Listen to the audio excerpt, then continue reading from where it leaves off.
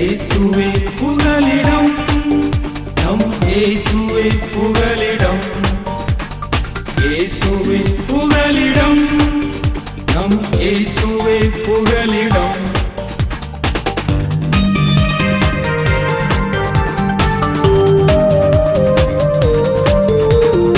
ஆறுகளை நாங்கள் கடக்கும் போதும், மலைகளை தாண்டி நடக்கும் போதும், ஆறுகளை நாங்கள் கடக்கும் போதும், மலைகளை தாண்டி நடக்கும் போதும், இன்னட்டும் எங்களை இமை போல் காத்தது சுவிசேஷம் சொல்வதற்கு.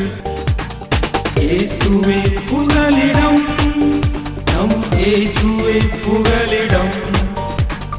இயேசுவே புகலிடம், நம் இயேசுவே புகலிடம். ஆண்டவரும் இரட்சகருமாகிய இயேசு கிறிஸ்துவின் இனிய நாமத்தினாலே உங்களை வாழ்த்துகிறேன். புதிய வருடம் தொடங்கினது போல இருந்துச்சு. நாட்கள் ரொம்ப வேகமாய் போய் கொண்டிருக்கிறது.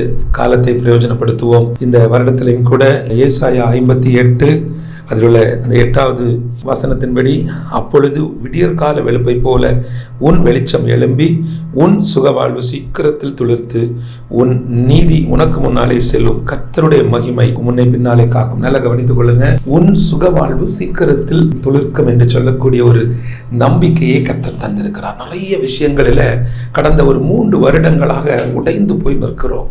வியாபாரம் செய்யக்கூடியவர்கள், குடும்பம் நடத்தக்கூடியவங்க, புதிதாக திருமணமானவர்கள், இன்னுமாக வேலைகளுக்காக அலைந்து கொண்டிருக்கிறவங்க, மேற்படிப்புக்காக காத்திருக்கிறவங்க, வயதானவர்கள், தங்கள் பல வருஷங்களாக வேலை பார்க்குறோம், இன்னும் சம்பளம் வரல, இப்படி நிறைய காரியங்களில் ரொம்ப வெக்ஸாகி ரொம்ப உடைந்து போய் விரக்தியினுடைய உச்சக்கட்டத்தில் நம்ம போய் இருந்தோம். அதன் மத்தியில் இயற்கையினால் வரக்கூடிய பேரழிவுகள், நம்ம யாராலையும் ஒன்றுமே செய்ய முடியாது, தடுக்க முடியாது. இப்படி பல வழிகளில் நாம் தனிமைப்படுத்தப்பட்டு, பல வழிகளில் ஏதோ ஒரு செய்தியை இந்த இயற்கை, ஏதோ ஒரு செய்தியை இந்த உலகம் நமக்கு தருகிறது என்பதை இன்னும் புரிந்து கொள்ளாமல் இருக்கக்கூடிய உங்களை பார்த்து, என்னை பார்த்து, நம்மை பார்த்து ஆண்டவர் ஒரு நம்பிக்கையை தருகிறார். உன் சுக வாழ்வு சீக்கிரத்தில் துளிர்க்கும் என்று சொல்லி ஒரு ஆமீன் சொல்லக்கூடாதா? ஆமீன் சொல்லுங்களேன். வீடுகளில் இப்போ பாருங்கள், நிறைய டிவி ப்ரோக்ராம், நிறைய எல்லா ஒரு டிவியும் புரட்டி அங்கே எங்கன்னு ஒவ்வொரு செய்தியாக பார்த்துட்டு இருப்பீங்க. அதில் உங்களுக்கு பிடிச்சமான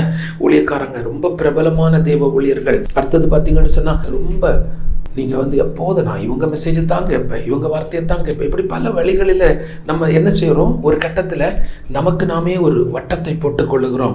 அந்த வட்டத்தை தாண்டி வெளியே வருவதற்கு ரொம்ப யோசிக்கிறோம். ஏதோ ஒரு பெரிய கொலை குற்றம் பண்ணது மாதிரி, ஏதோ அவங்களுக்கு ஒரு பூர்வ ஜென்ம பந்தம் இருக்கிறது மாதிரி. அதாவது அவங்க தப்பே பண்ணினாலும் அல்லது அவங்க தவறான சத்தியத்தை பேசினாலும் அவர்கள் சொல்லுகிற வார்த்தைகள், அவர்கள் சொல்லுகிற தீர்க்க தரிசனங்கள், அவர்கள் மூலம் வெளிப்படுகிற கிருபை வரங்கள், இப்படி பல விஷயங்களில் வசனத்துக்கு ஒவ்வாத உடன்படாத காரியங்கள் இருந்தாலும் அவர்களை தூக்கி பிடிக்கிறோம், அவர்களுக்காக நிற்கிறோம், அவர்களுக்காக உடன்படுகிறோம்.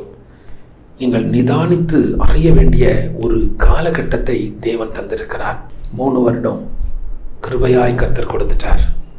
21, 22, 23 3 வருடங்களுக்குள் செய்யாத, வளையாத, சாதிக்க முடியாத பல காரியங்களை இந்த 2024 உங்கள் சுக வாழ்க்கையாக அது துளிர்க்க போகிறது. விசுவாசமாய் சொல்லுகிறேன், இந்த வருடத்தில் உங்கள் எதிர்பார்ப்பு துளிர்க்கும். நிச்சயமாய் உங்கள் சுக வாழ்வு துளிர்க்கும், உங்களுடைய ஜெப வாழ்வு துளிர்க்கும், உங்கள் ஆவிக்குரிய வாழ்வு துளிர்க்கும், உங்களுடைய குடும்ப வாழ்வு துளிர்க்கும், உங்களுடைய பிள்ளைகளுடைய எதிர்காலம் துளிர்க்கும். எல்லாவற்றுக்கும் மேலே உங்கள் மேலே நீங்கள் வைத்திருந்த, உங்கள் குடும்பத்து மேலே நீங்கள் வைத்திருந்த, உங்கள் கணவன் மேலே நீங்கள் வைத்திருந்த, உங்கள் மனைவி மேலே நீங்கள் வச்சிருந்த, உங்கள் பிள்ளைகளின் மேலே வைத்திருந்த அந்த நம்பிக்கை துளிர்க்கும். ஆனால் அந்த நம்பிக்கை துளிர்க்காமல் இருப்பதற்கு சில காரியங்கள் உண்டு. அதில் பிரதானமான ஒரு காரியத்தை ஆவியிலே நான் ஏவப்பட்டு அந்த ஒரு வார்த்தையை நான் உங்களுக்கு மையப்படுத்தி சில காரியங்களை நான் பகிர்ந்து கொள்ள வாஞ்சிக்கிறேன். என் அன்பு தேவ பிள்ளைகளே, இன்றைக்கும் கூட ஆண்டவருடைய சமூகத்தில் காத்திருக்கக்கூடிய நீங்களும் நானும் தேவன் இன்றைக்கு தருகிற அந்த வார்த்தையை நீங்கள் புரிந்து கொள்ள வேண்டும். அன்பான தேவஜனமே, உண்மையாக இந்த நாட்களிலேயும் கூட செப்பனியா 2வது அதிகாரம் 2வது வசனம், நீங்கள் உங்களை உய்த்து ஆராய்ந்து சோதியுங்கள். நீங்கள் உங்களை உய்த்து ஆராய்ந்து சோதியுங்கள். நம்ம நார்மலாக ஆராய்வதற்கும் அந்த உய்த்து என்பது ஸ்பெசிஃபிக்காக இதுதான் என் வாழ்க்கையினுடைய பிரச்சனை, என் வாழ்க்கையில இந்த நம்பிக்கை துளிர்ப்பதற்கு, இந்த ஜெப வாழ்வு துளிர்ப்பதற்கு தடையாக இருந்தது இதுதான் என்பதை கண்டுபிடிப்பதற்கான அல்லது உங்களை நீங்களே நிதானித்து அறிவதற்காக இந்த நாளிலே பரிசுத்த ஆவியானவர் நம்மேல் ஆளுகை கொள்ளுகிறார். நல்ல இந்த வார்த்தையை கேட்டுக்கொள்ளுங்க. நிறைய குடும்பங்கள், நிறைய சகோதரர்களை நான் தனிப்பட்ட முறையில் கவுன்சிலிங் பண்ணிட்டு இருக்கிறேன். முதலாவது 2023 முடியும் பொழுது என்னை நான் நிதானித்து கொண்டேன், என்னை நான் உணர்ந்து கொண்டேன். 2021, 22, 23 3 வருடங்களிலேயும் கடந்து வந்த பாதைகள், தேவனின் நடத்தின காரியங்கள், நான் விழுந்த இடங்கள், நான் எழும்பின இடங்கள், நான் என்னை அதிகமாய் மேட்டிமையாய் காட்டிக்கொண்ட இடங்கள், நான் எந்த இடத்திலெல்லாம் தவறு செய்திருக்கிறேன், எந்த இடத்திலெல்லாம் தேவனுக்கு கிடைக்க வேண்டிய மகிமையை நான் எடுத்து வச்சிருந்தேன், இதெல்லாத்தையும் நேபாள் தேசத்தில் போய் ஒரு 3 நாட்கள் இருந்து ஆண்டோடைய சமூகத்தில் அழுது கதறி சில காரியங்களை தேவன் கற்றுக் கொடுத்தார், சில காரியங்களை சுட்டி காட்டினார், சில காரியங்களை புரிய வைத்தார். அந்த ஆவிக்குரிய அனுபவத்தின் அடிப்படையில் உங்களோடு சில காரியங்களை நான் பேசும் பொழுது, ஒருவேளை உங்கள் வாழ்க்கையில் இப்படிப்பட்ட சில காரியங்கள் இருந்துச்சுன்னா அதிலிருந்து கொஞ்சம் வெளியே வாங்க. இந்த வருஷம் நிச்சயமாக நீங்கள் எதிர்பார்க்கிற அந்த காரியம் துளிர்க்கும். அந்த காரியம் துளிர்ப்பதற்கு எது தடையா இருக்குதுன்னு பார்த்தீங்கன்னா, நிதானிக்கக்கூடிய காரியம். என்னை நிதானிப்பதில் நான் இன்று மாற வேண்டும். என்னை நிதானிக்கக்கூடிய, என்னை பற்றி யோசிக்கிற காரியத்தை குறித்து நான் ரொம்ப ரொம்ப ரொம்ப ரொம்ப ரொம்ப இன்னைக்கு நான் யோசிக்கணும். நான் பயன்படுத்தக்கூடிய ஒரு வாகனம், நான் பயன்படுத்தக்கூடிய ஒரு காரியம், நான் யூஸ் பண்ணுற ஒரு பொருள், இல்லைன்னா என் வீட்டில் உள்ள ஒரு காரியம், இல்லைன்னா என்னுடைய வீடு, ஏதோ ஒரு காரியம், இந்த உலகத்தில் அசையா பொருள் அல்லனா ஜீவன் இல்லாத பொருட்கள், அதன் மேலே நான் காட்டுகிற அந்த ஒரு ஆராய்ந்து பார்க்கக்கூடிய அந்த அனுபவம் கூட என்னை குறித்து நான் இல்லை.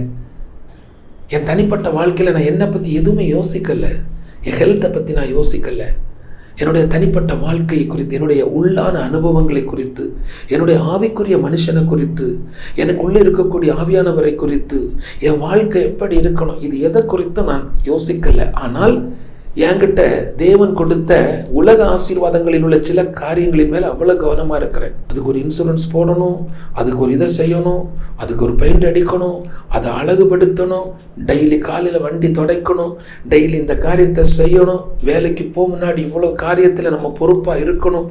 ஆனால் என் தனிப்பட்ட வாழ்வில் உள்ளான மனிதனுக்குள் நான் புதிதாகக்கூடிய அனுபவம், மறுரூபப்படும் அனுபவம், என்னுடைய உள்ளான அந்த சுபாவங்கள், என்னிடத்தில் இருக்கக்கூடிய குணாதிசயங்களில் உள்ள மாற்றத்தை குறித்து ஆராய்ந்து பார்ப்பதற்கு எனக்கு நேரம் இல்லை. அதைத்தான் கர்த்தர் சொல்லுகிறார், நீங்கள் உங்களை உய்த்து ஆராய்ந்து சோதியுங்கள்.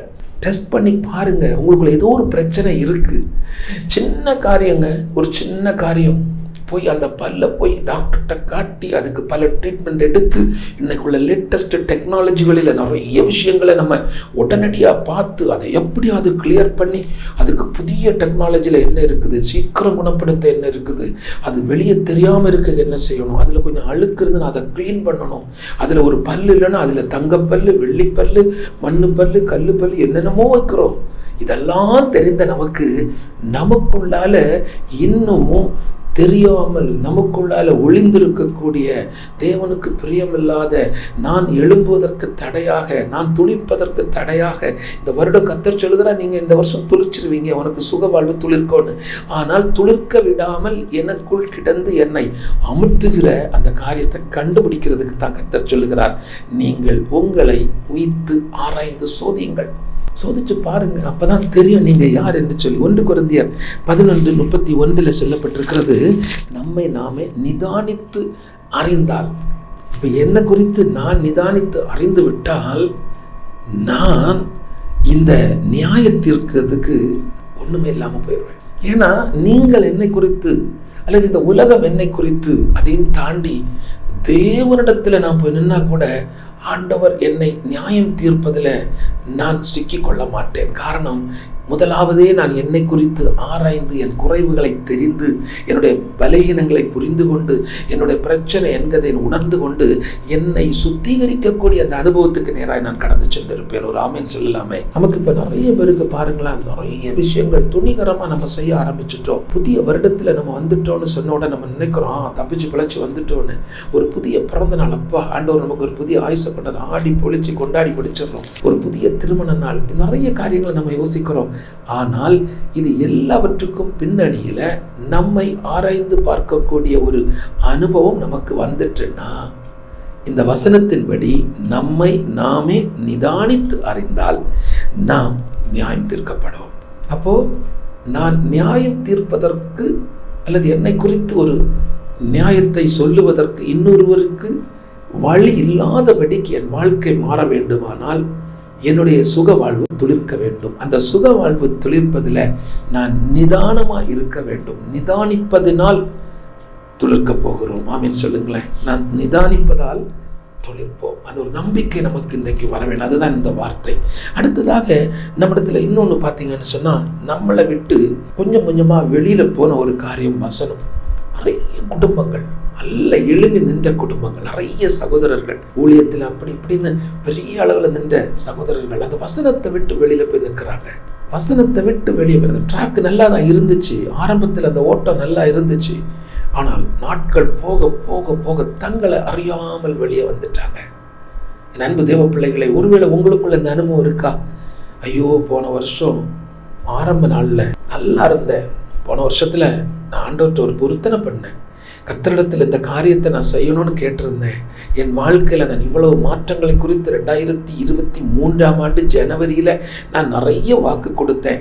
ஆண்டவரும் எனக்கு வசனத்தை கொடுத்தாரு. ஆனால் அந்த வசனத்தை நான் ஆராய்ந்து உய்த்து பார்த்து அந்த வசனத்தை நான் எனக்கு சொந்தமாக மாற்ற மறந்து போனேன். எனக்கு தெரிஞ்சு உன்னை அதிசயங்களை காணப்படுவேன்னு சொல்லி கர்த்தர் சொன்ன வார்த்தை எத்தனையோ கோடிக்கணக்கான ஜனங்களுக்கு அந்த வார்த்தை கிடைச்சிருக்கும். ஆனால் எனக்கு ஏன் அதிசயம் நடக்கல? எனக்கு அப்படி எதுவும் நடக்கலையே.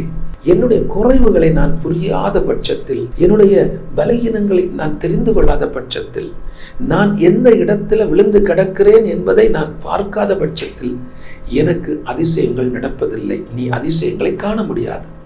இந்த சாதாரண ஒரு அடிப்படை அஸ்திவாரத்தை புரிந்து கொண்ட ஒரு தேவ பிள்ளையினால நிதானிக்கக்கூடிய அனுபவம் பெருகும். அந்த நிதானிப்பதில் ஒரு துளிர்க்கக்கூடிய அந்த ஒரு சந்தோஷம் இந்த வருஷம் அது நடக்குங்க. உங்களுக்குள்ளால அந்த மாற்றத்தை கர்த்தர் கொண்டு வருவார். எது எடுத்தாலும் யார்ட்டையும் கேட்கறது இல்லை, எதுனாலும் சொந்தமாக முடிவெடுக்கிறது. அப்போ இதுக்கு உள்ளால என்னெல்லாம் இருக்குதுன்னா, அது ஒரு சின்ன ஒரு காரியம். 1 பேதுரு 2வது அதிகாரம், அந்த 1 பேதுருல பார்த்தீங்கன்னா 2-3 வசனங்கள். சகல துர்க்குணத்தையும் சகலவித கபடத்தையும் வஞ்சகங்களையும் பொறாமைகளையும் சகலவித புறங்கூறுதலையும் ஒழித்துவிட்டு நீங்கள் வளரும்படி புதிதாய் பிறந்த குழந்தைகளைப் போல திருவசனமாகிய களங்கமில்லாத ஞானப்பாலின் மேல் வாஞ்சையாயிருங்கள். வசனத்துக்கு மேலே ஒரு மனுஷனுக்கு வாஞ்ச வந்துட்டுன்னா, ஒரு வெளிச்சம் ஒருத்தனுக்குள்ள வந்த உடனே அந்த இருட்டு எப்படி வெளியே போகுதோ அதே போல உங்களுக்குள் இருக்கக்கூடிய அந்த துர்க்குணம், கபடம், வஞ்சகம், பொறாமை, புறங்கூறுதல், இந்த அனுபவங்கள் தன்னால் போயிடும். இந்த வருஷத்தில் ஒரு சரியான ஒரு திடமான ஒரு நம்பிக்கையில் நான் இருக்கிற ஆண்டவரே, நான் எந்த சூழ்நிலையிலும் எனக்குள்ள துர்க்குணம் வரக்கூடாது. எனக்குள்ள அந்த கபடம், மற்றவர்களை ஏமாற்றுகிற வஞ்சிக்கிற அந்த கபடம் வரக்கூடாது. வஞ்சகம் பண்ணக்கூடிய காரியம் எனக்குள்ள வரக்கூடாது. மற்றவர்களுடைய எடுத்து வைப்பது, ஏய்த்து வைப்பது, அவர்களுடைய ஏமாற்றி எடுப்பது, இப்படிப்பட்ட புத்தி எனக்குள்ள வரக்கூடாது. மற்றவர்களை பார்த்து, வளர்ச்சியை பார்த்து, அடுத்தவர்களுடைய வளர்ச்சி, அவர்களுடைய காரியங்களை பார்த்து பொறாமை கொள்ளுகிற அந்த அனுபவம் எனக்கு வரக்கூடாது. எல்லாத்துக்கும் மேலே ஒருத்தர் காசி பண்ணுறது, அடுத்தவங்கள்ட்ட போய் புறங்கூறுவது, இந்த காரியத்திலிருந்து மாறணும். என்னை குறித்து, என்னுடைய குடும்பத்தை குறித்து, என் தேவைகளை குறித்து மற்றவர்கள் என்ன சொல்லுவார்களோ என்று சொல்லக்கூடிய ஒரு எண்ணத்தில் எனக்கு ஏதாகிலும் ஒன்று கிடைக்க வேண்டும் என்பதற்காக நான் மற்றவர்களை குறை சொல்லி அல்லது புறங்கூறுதல், அவங்க சொன்னதை கூட கொஞ்சம் வார்த்தையை சேர்த்து சொல்லக்கூடிய அந்த அனுபவத்தை என்னை விட்டு நான் மாற்றணும். அப்படி மாற்றும் பொழுது என்ன நடக்கும்? வசனம் உள்ள வரும், வசனம் உள்ள வேலை செய்ய ஆரம்பிக்கும். வசனம் உள்ள வந்துட்டுன்னா முகத்தில் ஒரு சந்தோஷம் கிடைக்கும். சண்டை போட்டுட்டு போனவங்க எல்லாம் சமாதானம் ஆயிடுவாங்க. இது வரைக்கும் கிடைக்காத நன்மைகள் வந்து சேரும். பலர் பார்த்தீங்கன்னா வருஷ கணக்கில் உங்க கூட பழக்கத்திலே இல்லாமல் இருப்பாங்க, நாட் ரீச்சபிளில் எங்கேயோ போய் இருப்பாங்க. ஆனால் வசனம் உங்களுக்குள்ள கிரியை செய்யும் பொழுது அந்த வசனத்தை கொண்டு பலர் உங்களிடத்தில் வந்து சேருவார்கள். அடுத்தது முக்கியமான ஒன்று என்ன தெரியுமா? இந்த வசனம் நமக்குள்ள வந்துட்டுன்னா நிதானிக்கக்கூடிய, டெய்லி தினம் என்னை நானே நிதானித்து ஆராய்ந்து பார்க்கக்கூடிய அந்த நிதானிக்கக்கூடிய அனுபவம் வந்துடும். நிதானிப்பதால் துளிர்ப்பு உண்டாகும். நான் நிதானிக்கும் பொழுது என்னுடைய ஜெப வாழ்வு துளிர்த்துரும். நான் நிதானிக்கும் பொழுது எனக்குள்ளால் இருக்கக்கூடிய அந்த பரிசுத்த வாழ்க்கை துளிர்க்கும். எனக்குள்ள இருக்கக்கூடிய அந்த சுத்திகரிப்பின் அனுபவம் துளிர்க்கும். என்னிட்ட இருக்கக்கூடிய கிருபை வரங்கள் துளிர்க்கும். இத்தனை வருஷம் செயல்படாமல் இருந்த அந்த தீர்க்க தரிசன வரங்கள், இத்தனை வருஷம் கிரியை செய்யாமல் இருந்த அந்த விசுவாச வாழ்க்கை துளிர்க்கும். இயேசுவின் நாமத்தினால சொல்லுகிறேன், இந்த வருடத்தில் ஆண்டவர் உங்கள் தனிப்பட்ட வாழ்க்கையில அந்த நிதானிப்பதில் துளிர்க்கும் ஒரு அனுபவத்தை கர்த்தர் தருவார். என் அன்பு தேவ பிள்ளைகளே, இன்றைக்கும் கூட நான் தொடர்ந்து ஒரு சில வசனங்களை உங்களுக்கு சுட்டிக்காட்டி நான் உங்களுக்கு ஜெபிக்க போகிறேன். இந்த புதிய ஆண்டுல நீங்கள் கடந்து செல்லுகிற பாதைகளில அந்த நிதானிக்கக்கூடிய ஒரு அனுபவம் உங்களுக்குள்ள வரட்டும். எத்தனாலும் சரி உடனே முடிச்சிடணும், எத்தனாலும் சரி உடனே படிச்சிடணும், எத்தனாலும் சரி உடனே போய் சேர்ந்துடணும் இல்லை. வெயிட் பண்ணுங்க. குறைந்தபட்சம் கொஞ்ச நாள் ஆகிலும் நீங்கள் வெயிட் பண்ணணும். அடுத்தது இந்த வசனத்தில் நான் பார்த்த இன்னொன்று, இந்த ஊழியத்தின் பாதையில் கர்த்தர் நம்ம எல்லாரும் இப்போ ஊழியத்தில் பயன்படுறோம், எல்லாரும் பயன்படுகிறோம். நான் சமீபத்தில் ஒரு குடும்பத்துக்கு நான் கடந்து போயிருந்தேன். அந்த வீட்டில் 3 பிள்ளைங்க, அப்பா அம்மா. அதில் அந்த தகப்பனார் ஊழியக்காரர், அந்த தாயார் ஒரு ஸ்கூலில் வேலை பார்க்குற அம்மா, டீச்சர்.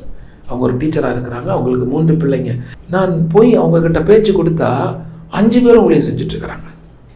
அல்லேலூயா. 5 பேரும் ஒவ்வொரு ஊழியங்களிலையும் அவங்க தொடர்பில் இருக்கிறாங்க, வேலை செய்கிறாங்க. ஆனால் அதே நேரத்தில் நிறைய காரியங்கள் அவங்க என்ன செய்கிறாங்க, இழுத்து போட்டு செய்கிறாங்க. எனக்கு ரொம்ப ஆச்சரியமாக இருந்த ஒரு காரியம், இந்த வருடம் அந்த குடும்பத்தை பார்த்தோன்னே நான் நினச்ச விஷயம் என்ன தெரியுமா? இதுவரைக்கும் அந்த குடும்பத்தில் நடக்காத, கிடைக்காத, காத்து கிடந்த எல்லா காரியங்களும் இந்த வருஷத்தில் துளிர்க்கும். 3 மாதத்துக்குள்ள, முதல் 3 மாதங்களுக்குள்ள அவங்க குடும்பத்துக்குள்ள எத்தனையோ வருஷமா, ஏகதேசம் 3 வருஷம் 4 வருஷமாக தடைபட்டு கிடக்கக்கூடிய மூத்த பிள்ளையுடைய திருமண காரியம், அவங்களுக்கு 2வது பையன், அந்த மகன் பல நேரங்களில் வெளிநாட்டுக்கு போனோம் தடைபட்டு கடந்த காரியம் கர்த்தர் துளிர்க்க செய்வார். இயேசுவின் நாமத்தினாலே சொல்லுகிறேன், கர்த்தருக்காக நம்ம ஊழியம் செய்யும் பொழுது நம்முடைய வாழ்க்கை துளிர்க்கும். சில நேரங்களில் நம்ம என்ன செஞ்சிடறோம், நம்மளை குறித்து யோசிக்காததுனால, அல்லனா நம்முடைய நடப்பு, நம்முடைய கடந்து செல்ற பாதை, நம்முடைய என்னுடைய ட்ராக்கை பற்றி நான் யோசிக்காமலே போயிடுவேன். நான் சொல்லுவேன், நான் எதை பற்றியும் கவலைப்பட மாட்டேன், I am a free man. நான் நம்ம டிரான்ஸ்பரண்ட் அப்படி இப்படின்னு சொல்லிக்கிட்டு என்ன செஞ்சிடறோம், நம்ம ரொம்ப டிராவலில் போயிட்டே இருக்கிறோம். ஒரு கட்டத்தில் நீங்கள் திரும்பி பார்க்கும் பொழுது நீங்கள் ட்ராக்கை விட்டு வெளியே வந்திருப்பீங்க. அல்லேலூயா. என் அன்பு தேவ பிள்ளைகளை, இதில் நம்ம யோசித்து ரொம்ப பார்க்க வேண்டிய ஒரு முக்கியமான ஒரு காரியம் என்ன தெரியுமா? நம்முடைய வாழ்க்கையை குறித்த அந்த தியானிப்பு தேவனுக்கும் நமக்குமான உறவை நெருங்கச் செய்யும், இறுகச் செய்யும். தேவனோடு நாம் நெருங்கி நடக்கிற அனுபவம் வரும் பொழுது நமக்குள்ள அந்த நிதானிக்கக்கூடிய தன்மை இன்னும் பெருசாகும். அது ஒரு குணம். நிதானிக்கிறது நீங்கள் நினைக்கிறது மாதிரி அல்ல. அதாவது மற்றவங்களை பற்றி பேசுறதுக்கு ரொம்ப பிடிக்கும். அடுத்தவனுக்கு கதை, அடுத்தவங்க வாழ்க்கை, மனைவியை பற்றி பேசுகிறோம், மணிக்கூறு கணக்கில் நல்ல புறங்கூறி பேசுவாங்க, அவங்கள குறைச்சி பேசுவாங்க, மட்டப்படுத்தி பேசுவாங்க, கணவனை பற்றி வாயில் வந்ததை பேசுவாங்க, எல்லாம் பேசுவாங்க. ஆனால் தன்னுடைய நிலை, தன்னுடைய ஆவிக்குரிய நிலை, தனக்கும் தேவனுக்குமான அந்த ஒரு ஸ்பிரிச்சுவல் ரிலேஷன்ஷிப்பை பற்றி யோசிக்கிறதுக்கு நேரம் இருக்காது. அப்படிப்பட்டவங்களுக்கு தான் இந்த வார்த்தை. நம்மளை புரிஞ்சு கொள்ளக்கூடிய அந்த அனுபவத்தை குறித்து ஒரு வசனம் இருக்குது, லூக்கா 18 நீங்கள் படித்து பார்த்தீங்கன்னா 10 முதல் 14 வரைக்கும் நமக்கு தெரிஞ்ச ஒரு சம்பவம். பரிசேயன், ஆயக்காரர் 2 பேரும் எங்கே போனாங்க? ஜெபம் பண்ணும்படி தேவாலயத்துக்கு போனாங்க. அங்கே போனப்போ இந்த பரிசேயன் பார்த்தீங்கன்னா, இப்போ நான் வந்துட்டு பரிகாரர், அநியாயக்காரர், விபச்சாரக்காரர் ஆகிய மற்ற மனுஷர்களைப் போலவும் இந்த ஆயக்காரனை போலவும் நான் கிடையவே கிடையாது. நான் ரொம்ப ரொம்ப ரொம்ப பெஸ்ட். ஆமென். உங்கள் வீட்டில் உங்கள் பிள்ளை, உங்கள் மகன் அல்லது உங்கள் மகள் அல்லது உங்கள் குடும்பத்தில் உள்ளவர்கள் அவங்களும் சொல்லுவாங்க, நீங்களும் சொல்லுவீங்க, என் பிள்ளை பெஸ்ட்டு. நியாயம் தீர்க்காதீங்க, நீங்கள் நியாயம் தீர்க்காதீங்க. அந்த பிள்ளைகளுடைய வாழ்க்கையை குறித்து நியாயம் தீர்க்க ஒருவர் உண்டு. பிள்ளைகளை ரொம்ப உயர்த்தி ஹைலைட் பண்ணக்கூடிய நிறைய பேரை நான் பார்க்கிறேன். இந்த பரிசேயன் தன்னுடைய நிலையை புரிந்து கொள்ளாமல் பேசிட்டான். ஆனால் இந்த ஆயக்காரனை பார்த்தீங்கன்னா அவன் ஒன்றுமே சொல்லலை. அதில் இந்த வசனம் எனக்கு ரொம்ப பிடிச்ச ஒரு வார்த்தை. ஆயக்காரன் 13வது வசனம், லூக்கா 18 அதில் உள்ள 13வது வசனம். ஆயக்காரன் தூரத்திலே நின்று தன் கண்களையும் வானத்துக்கு ஏறெடுக்க துணியாமல் தன் மார்பிலை அடித்து கொண்டு. அப்பா, எவ்வளவு பெரிய சத்தியம் பார்த்தீங்களா? அந்த பரிசுத்த தெய்வத்தை நேருக்கு நேர் அல்ல சொன்ன அந்த தேவனுடைய அந்த பிரசன்னத்தை பார்க்கறதுக்கு கூட தைரியம் இல்லாம அவன் என்ன செய்கிறான், அந்த இடத்துல அப்படியே நின்று பார்க்கிறான். தன்னுடைய கண்களை வானத்துல அப்படி பார்த்து பரிசுத்த தெய்வமேனு கூப்பிடுறதுக்கு கூட அவனுக்கு துணியாமல், தைரியம் இல்லை.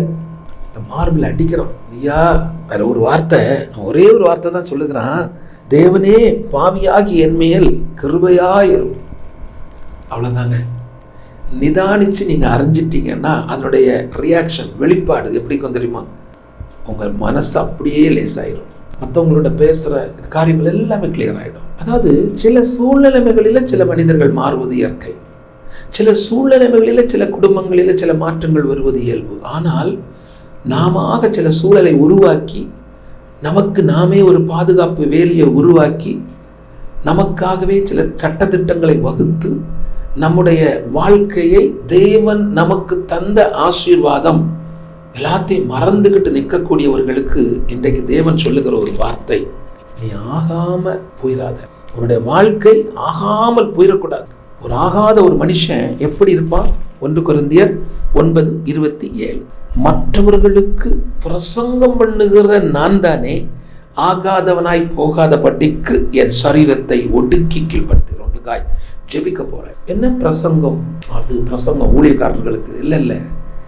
குடும்பத்துக்குள்ள தகப்பனாகிய நீங்க மனைவிக்கும் பிள்ளைகளுக்கும் நல்லா போதிக்கிறீங்க, அழகா பிரசங்கம் கொடுக்குறீங்க, வாழ்க்கையை குறித்து அப்படி இருக்கணும் இப்படி இருக்கணும் எல்லாம் சொல்லிக்கிட்டு நீங்க ஆகாத மனிதனாக, உங்களுக்குள்ளால விட முடியாத சில பழக்க வழக்கங்களினால சமுதாயத்துக்கும் சரி, இந்த குடும்பத்துக்கும் சரி, இந்த சபைக்கும் சரி உங்களுக்கு சாட்சிங்கிறதே கிடையாது. ஆனால் உங்களுடைய பிரசங்கம் சூப்பராக இருக்கும், நீங்கள் கொடுக்குற டீச்சிங் பக்காவாக இருக்கும், நீங்கள் பேசுகிற பேச்சை அப்படியே உட்காந்து கேட்டுட்டே இருக்கலாம் போல இருக்கும். ஆனால் தனிப்பட்ட வாழ்க்கையில் நீங்கள் எப்படி இருக்கிறீங்களா? வசனம் சொல்லுகிறது, நான் தானே பேசுகிறேன்னா ஆகாம போயிடக்கூடாது.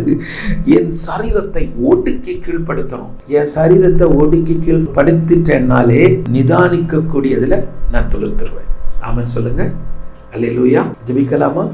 இப்ப நீங்க நிதானிக்கணும். உங்களை ஆண்டவர் எனக்கு அதைத்தான், ஒண்ணுமே கேட்க வேண்டாங்க, எல்லாத்தையும் அவர் கொடுப்பார், எல்லாத்தையும் கொடுப்பார். நான் சென்னையில் கொஞ்சம் குடும்பங்கள் எல்லாம் சந்திக்கிறதுக்கு வாய்ப்பு கிடைச்சது. ரொம்ப கஷ்டமாக இருந்துச்சு. இந்த இயற்கை மழை நாட்களில் ரொம்ப கஷ்டப்பட்டுருக்குறாங்க. நிறைய அந்த வீட்டில் உள்ள பொருட்கள் எல்லாம் போய் பார்க்கும்போது மனசு கஷ்டமாக இருந்துச்சு. அரசாங்கம் கொடுக்குற சின்ன சின்ன காரியங்கள், ஏதாவது என்ஜிஓஸ் தொண்டு நிறுவனங்கள் செஞ்ச உதவிகளை வச்சு அவங்க சமாளிச்சுக்கிட்டாங்க. ஆனால் இது அவ்வளோ திரும்ப வர்றதுக்கு, திரும்ப வாங்குறதுக்கு, திரும்ப புதுப்பிக்கிறதுக்கு நிறைய செலவாகும். இயேசுவின் நாமத்தினால சொல்லுகிறேன், உங்களை நிதானிச்சு, ஆண்டவரே இந்த நிலைமையிலையும் என்னை பாதுகாத்து கொண்டீங்களே, இந்த நிலைமையில கூட எனக்கு சில காகத்தை அனுப்புனீங்களே, இந்த முடியாத நிலைமையில தண்ணிக்குள்ள கடந்த போதிலையும் எல்லாத்தையும் இழந்துட்டு நான் நின்ன போதும் என்னை நேசிக்கிறதுக்கு நீங்க சிலரை அனுப்பி வச்சிங்களப்பா, உமக்கு ஸ்தோத்திரம்னு சொல்லி உங்களை நீங்க நிதானிக்கணும். குறை சொல்லக்கூடாது, குற்றம் சொல்லக்கூடாது, அடுத்தவங்களை பற்றி பேசக்கூடாது.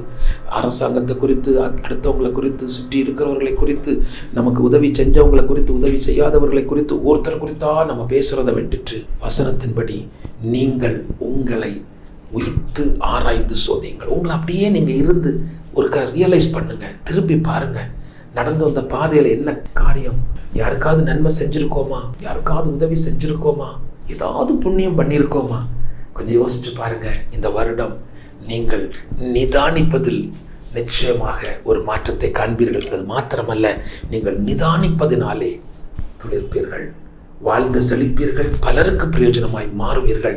நிச்சயமாக நான் அடுத்த செய்தியில உங்களுக்கு இன்னும் ஒரு காரியத்தை சொல்லுகிறேன். நான் திரும்பவும் சொல்லுகிறேன், நான் ஒரு பெரிய ப்ரீச்சிங் உங்களுக்கு கொடுக்கறது இல்லை, நான் போட்டிருக்கிறேன். இது ஒரு அன்பின் பகிர்வு. இந்த அன்பின் பகிர்வு உங்களுக்குள்ள இருக்கிற சில காரியங்களை அது உணரச் செய்யும். இந்த வருடத்துல என் வாழ்வில துளிர்க்க வேண்டிய சில காரியங்களுக்கு தடையா இருக்கிறது, இன்னும் நான் என்ன நிதானிக்கல. நான் இன்று நிதானிப்பதால் துளிர்ப்பேன் என்று சொல்லக்கூடிய ஒரு வைராக்கியத்தை, ஒரு உறுதிப்பாடை எடுத்துக்கொள்ளுங்கள். கர்த்தர் உங்களை ஆசீர்வதிப்பார். கிருபையும் இரக்கமும் நிறைந்தவரே, பரிசுத்த ஆவியானவரே, உமக்கு நாங்கள் நன்றி செலுத்துகிறோம். இன்று வரை நடத்தின தேவன் இன்னமும் நடத்துங்க, அன்பினால் நிரப்புங்க. உம்முடைய தயவுள்ள கரத்தை எங்க மேல வைங்கப்பா. உன் சுக வாழ்வு சீக்கிரத்துல துளிர்க்கும் என்று சொன்னீங்க. இந்த வருடத்தில் அப்படிப்பட்ட நன்மைகளை நான் பெற்றுக்கொள்ள கிருபை பாராட்டும்.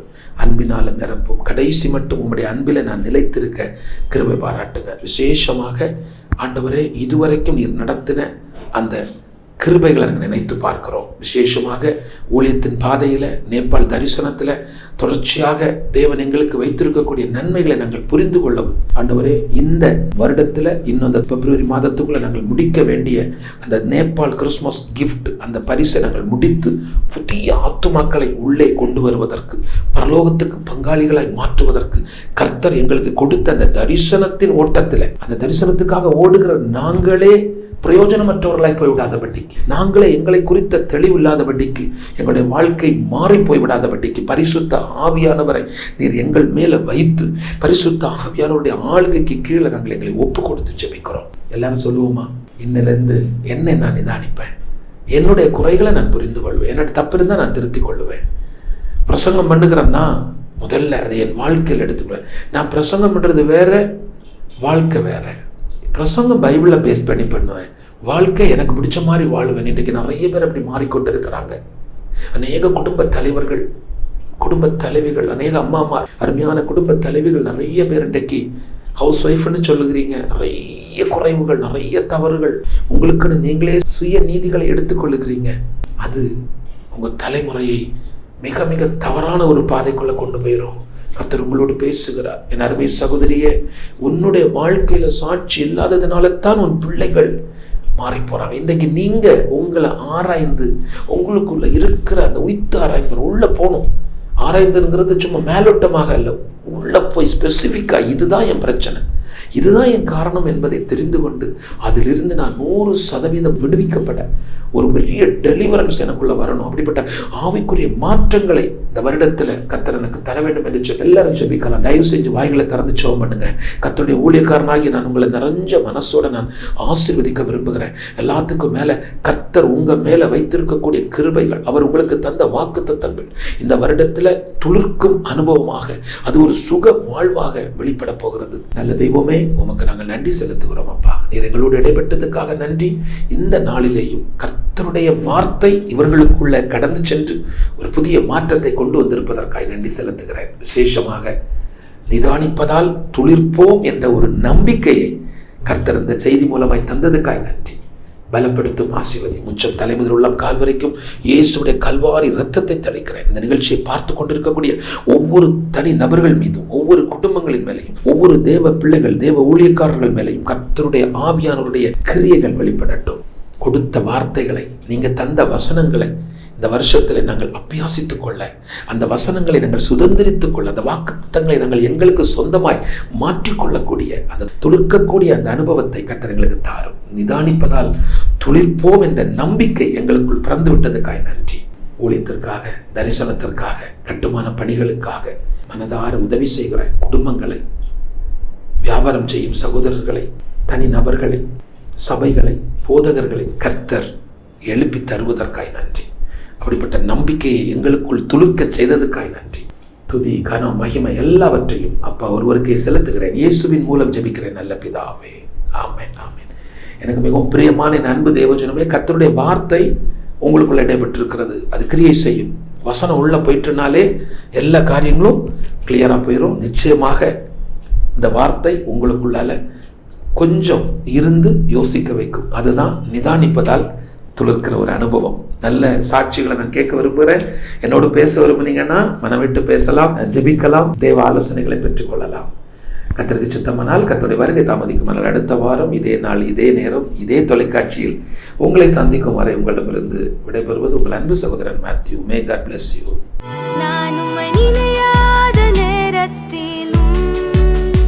என்னை மறவாமல் காத்தவரே, நான் உம்மை அறியாத நாட்களிலும் என்னை தேடி வந்தவரே, நான் உம்மை நினையாத நேரத்திலும் என்னை மறவாமல் காத்தவரே, நான் உம்மை அறியாத நாட்களிலும் என்னை